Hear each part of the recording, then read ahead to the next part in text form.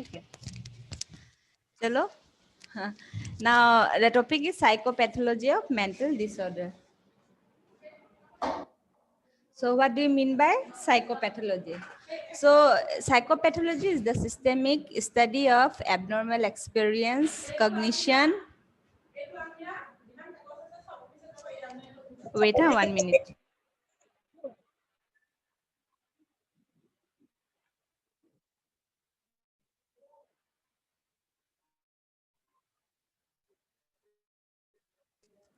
So psychopathology is a systemic study of abnormal experience, cognition, and behavior. So it means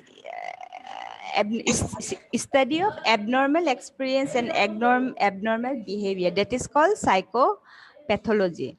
So it involves the observation and categorization of abnormal psychic events, the internal experience of the patient, and his consequent behavior.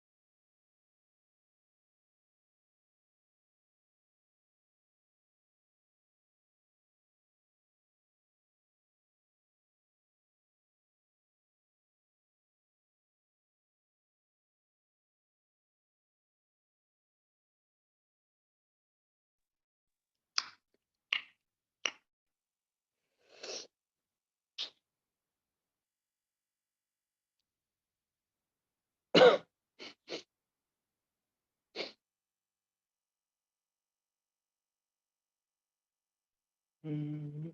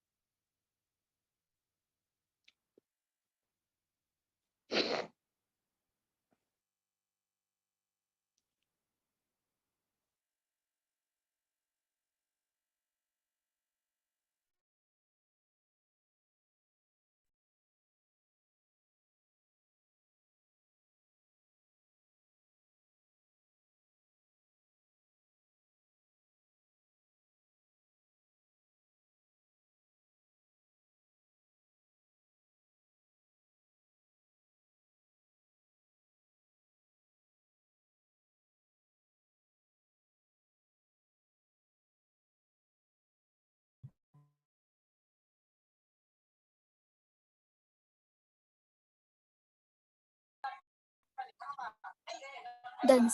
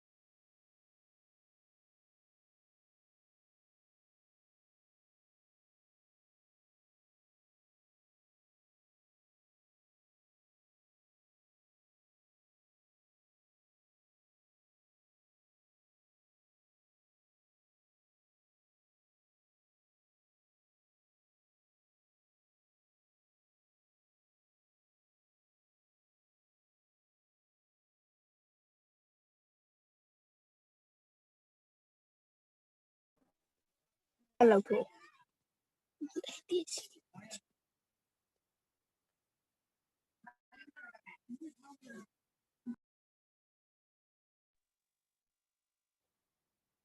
Oh, oye,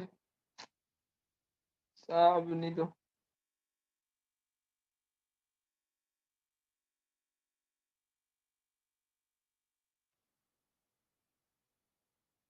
Hello? Hello? Yes, ma'am. Yes, ma'am. Yes, ma'am. Yes, ma'am. So this antisocial personality, they are manipulative, they lie very much frequently, they don't respect the rights of others, and they are very much prone to do criminal offenses. They do crime very frequently. Then next is borderline personality. They are impulsive, self-destructive, and having fluctuating attitude towards other. Okay, they are impulsive in nature. They destruct, self-destructive means they like to harm themselves only, and having fluctuating attitudes towards other. Sometimes they like others, sometimes they don't like the same person. The next is narcissistic personality. They are arrogant and lack in empathy. Lack in empathy means they don't feel the pain of other people. Because like when we see in movies, if the hero and heroine is crying, sometimes we also feel bad. So this type of empathy is not there in narcissistic personality. They are hypersensitive when evaluated by others. But when those persons are evaluated by others, like he is a not good or bad person, they become very sensitive in nature. They believe in getting special consideration. They always want that people should consider them. If they did mistake also, other people should excuse them. So they think this, and they expect this type of behaviors from others. They don't want to take the blames.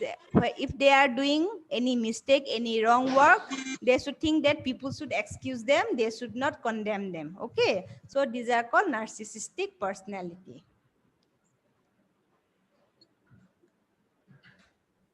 Yes, ma'am. So next is histrionic personality. So in histrionic personality, they shows cluster of traits such as emotionality, exhibitionism, egocentricity, dependence, and aggressiveness.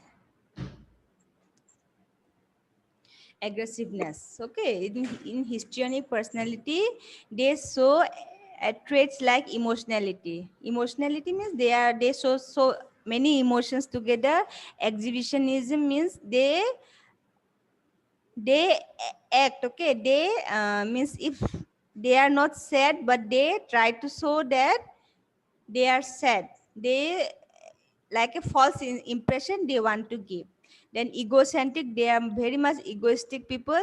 They like to they are dependent on others, and they show very aggressive behavior, aggressive behavior. They fight with others also. Means in histrionic personality, it's a mixture of all those things. Then avoidant personality. In avoidant personality, the name itself shows they avoid social contact and occupational situation that involve significant interpersonal relationship, where like in some type of profession, we need to make a good relationship with others. Like in nursing profession, we have to make a good relationship with the patient, with all the other healthcare professionals, with the society, with the community. So this type of professional, they cannot take, because they don't like to maintain a relationship with others. They like to stay alone. So but they want a strong desire for relationship. They don't have a confidence to maintain a good relationship with others, but they don't want to go forward to look after for a relationship. Then another is dependent relationship. In dependent personality, name itself, they are totally depend on other people. Okay, they are like you have seen like some adults also, they so like they don't know anything, other people are taking care of themselves. So this type of people, they are dependent personality. So even they feel when other people takes the decision on behalf of them. Okay, like suppose they have to choose one career, they will feel better if other people take the decision on behalf of that specific individual. So they are dependent personality. They totally depend on other people for all the decision. They don't have the confidence to take their own decisions. They are called dependent personality. Next is obsessive compulsive personality. So in obsessive compulsive personality, best example is, I think you have seen few people, when they clean the room, they clean the room several times in a day. They clean their hand, not in like COVID situation, but before also, means if they will touch some other pen, then also they will start cleaning their hand. If they will hold any other person's thing, they will start cleaning their hands. So these types are called example of obsessive compulsive behavior. They are rigid in their behavior, stick to what they say or want. They do their work with perfection. But this type of people, they do their work with perfection. They are very much perfect in their work. They are feel uncomfortable if anything is changed or move against their wish. So this type of people, if suppose they have set their room in a specific way, but if somebody change the room setting even for that small reason also, they feel very much uncomfortable. So they are prone to obsessive compulsive neurosis. This obsessive compulsive neurosis is a disorder. They are prone to this type of disorders. Okay, this obsessive compulsive personality. So these are the abnormal personality disorders. One is cyclothymic personality, another is hypomanic personality, third one is melancholic personality, fourth is explosive personality, fifth is paranoid, sixth schizoid, antisocial, borderline personality, narcissistic personality, histrionic personality, avoidant personality, dependent personality, and obsessive compulsive personality. So there are 13 types of personality disorders. You have to remember this thing. This one is very important. So this in this topic, the question is to come like, define personality and what are the disorders of personality with examples. So these things you have to write. Okay. So next come deviation from normal behavior. So its deviation means abnormal behavior. Okay, deviation from normal behavior means abnormal behavior. What are the abnormal behavior? So in this subheading, there are abnormal behavior like inconscious, the disturbance of consciousness, disorder of perception, disorder of affect, disorder of orientation, disorder of motor activity, disorder of thought, and disorder of memory and intelligence. In this subheading, you have to learn abnormal behaviors.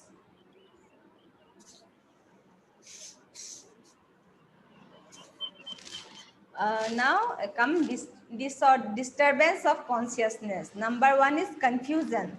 See, these terms will be used in all the disorders. Okay, afterwards no teacher will explain the meaning of this, so you remember it properly. What is the meaning of confusion? What is the meaning of stupor? What is the meaning of delirium?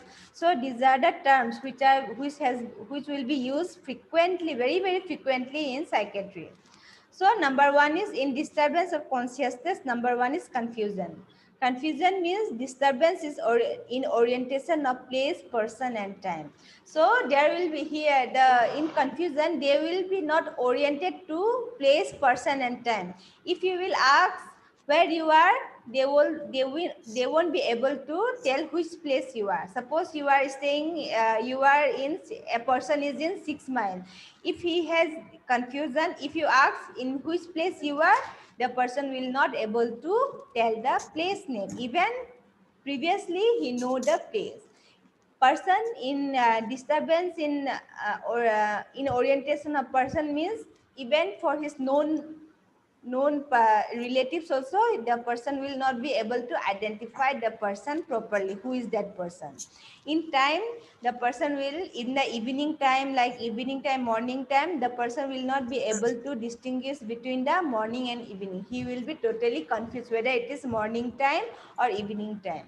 Even he will not able to tell the time also by looking at the clock, say which time it is. If you are asked, the person will not able to tell which time it is. So that is called confusion. So in confusion, there is three disturbances. He will not able to tell the place name. He will not identify the person whom he knows from very long time, and the person will not able to tell the time also. The next is clouding of consciousness. So here that means disturbance of clear mindness. His mind is very much confused. He will not, his mind will not be very clear. Okay, his thought will not be very clear. Then capacity to think, perceive, respond, and remember is impaired.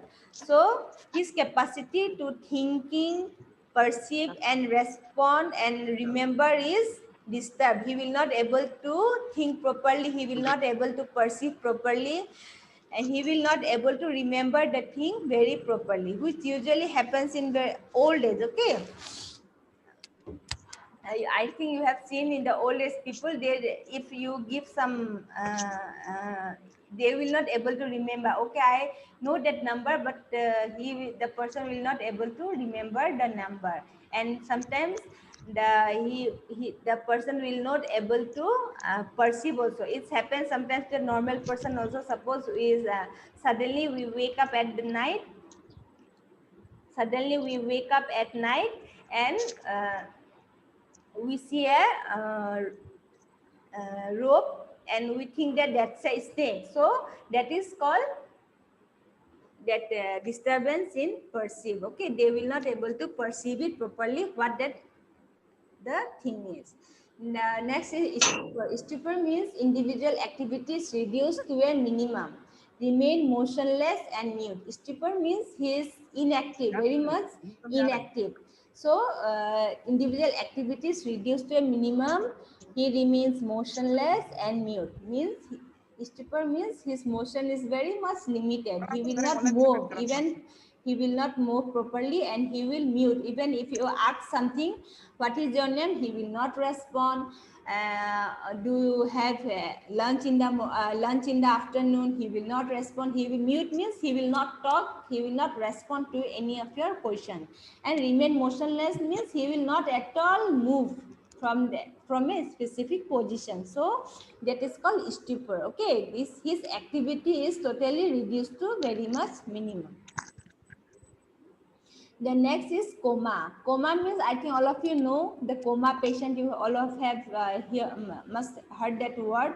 So it is the state of unconsciousness. So all of you know, like when the people is unconsciousness, but he is still alive, we say he is in coma. So that is the state is called coma. Do not respond to painful stimulus. If you give pain also, he will not respond. He will totally in a unconscious state. Then number 5 is delirium. So delirium means clouding of consciousness. Here clouding of consciousness, as I already told you, these all characteristics will come, okay, in there here delirium.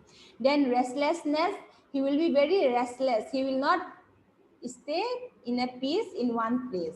Then he will be confused and disorientation, illusion and hallucination and fear will be there. Illusion means misinterpretation of anything. Like as I told you, here person will think rope as a snake. So it is illusion, misinterpretation of the thing. Then hallucination means even things are not there, but he will see. Suppose बोलते हैं ना भूत आया बोल के, so like that is called, person will hear some voices but the other people will not hear. He will imagine that one, that thing is not there but he will imagine that. It's called hallucination. So this thing will be there in delirium. Then number 6 is dream state. Dream state means he is consciousness. He is the person is in conscious, but he will dreaming. He is dreaming. Dream with open eyes. Like that is altered state of consciousness, like a dream state accompanied by visual, auditory, and olfactory hallucination. Here also hallucination will be there. Like visual, he will see things which other people will not. Then auditory means he will hear things, but other people will not hear the things. Okay, so it is purposeless. It is purposeless.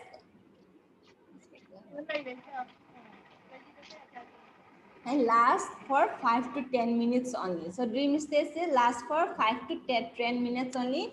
But suddenly, if you just wake him up, like wake up, then suddenly he will come in a conscious state of mind. Then somnolence. Somnolence means excessive daytime excessive daytime sleeping by an individual. When a person is excessively sleeping in the daytime, so that is also a disorder which is known as somnolence. So that is a disorder. Okay, when a person is excessively sleeping in the daytime. So today this much only. The time is only 5 minutes left. So is anybody having any doubt? Hello? Yes, ma'am. What yes, ma'am? What doubt? You tell what doubt?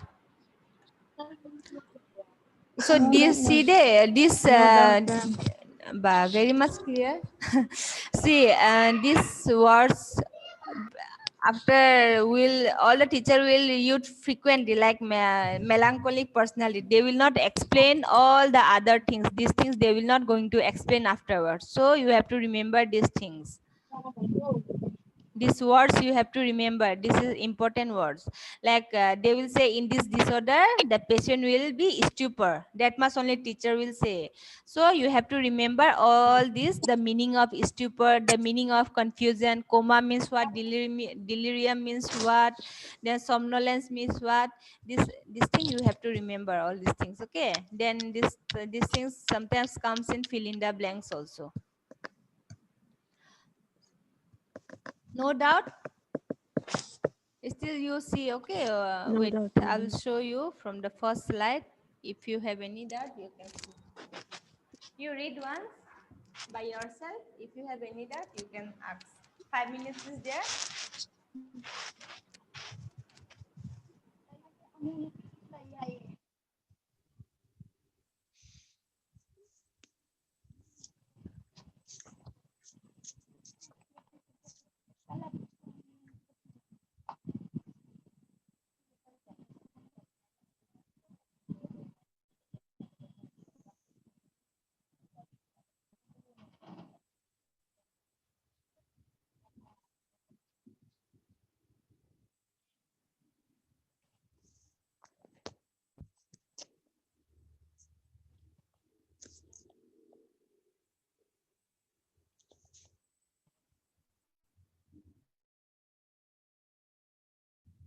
Ma'am, next slide.